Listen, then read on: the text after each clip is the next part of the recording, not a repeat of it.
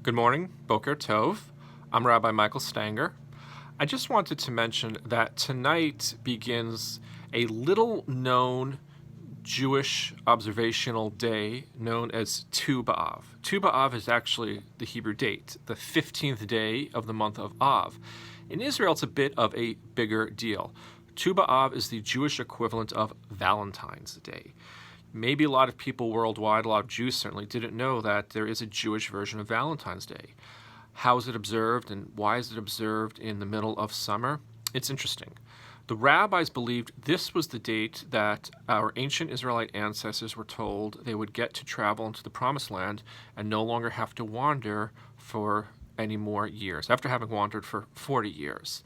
You know, on the 9th of Av, on Tisha B'Av, every night they would dig graves and they would lie down in them. And they'd wake up the next morning, and whoever was still alive would realize, okay, we're alive, we still have another year at least of wandering. And they did this every year for 40 years, because the 9th of Av was the day they received the bad news that they would have to wander for 40 years and not go straight into the Promised Land until that older generation died out. One of the many reasons, along with the destructions of the first and second temple, that Tisha B'Av, which we observed last Wednesday night and Thursday, is a day of perpetual and historical mourning for the Jewish people.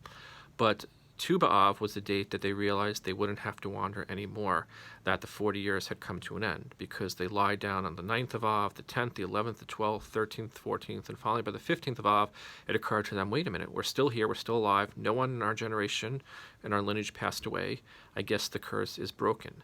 And it's celebrated as a day of getting engaged, people coming together, general feelings of love and affection that you might have for one another. It's said that in biblical times, this is when brides and grooms would find one another and engagements would be announced. So I mention all this because, as I've said, it's a tough summer with everything that's going on, both the situation with COVID that we still live with and could flare up again in our area anytime, and the political situation, what's going on with Jews in America, what's going on with Jews in Israel. Maybe it could be tough to find the love, to feel the love. But I want you to know there are ways to do it. Think about it. Where is the love around you? Where can you find that? Can you find that with your family? Can you find that at home? Can you find that with your friends? I want you to know that at the very least, this community, we love you. We love you, we care about you, and this should always be a place where you can find warmth, a safe space, a safe place, and OWHC loves and cares you, just as we want you all, you and your family, to remain healthy. So it's out there, it's a possibility. Just try to find and feel the connection. I know there's a way and a date in Jewish tradition, Jewish culture, where you should appreciate the love and the opportunities that you have. I'm Rabbi Michael Stanger, and that was my Tuesday morning 2 minutes of Torah, closer to 3 minutes this morning.